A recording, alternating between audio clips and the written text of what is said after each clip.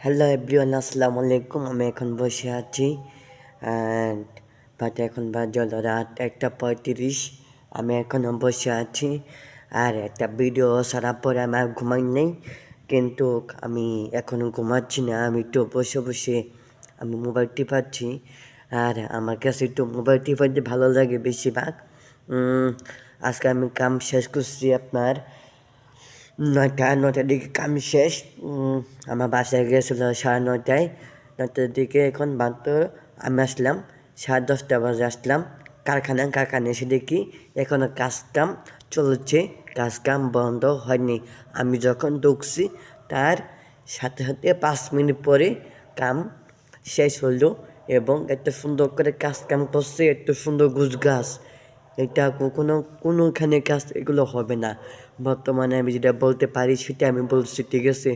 ভালো লাগলে কমেন্ট করবেন।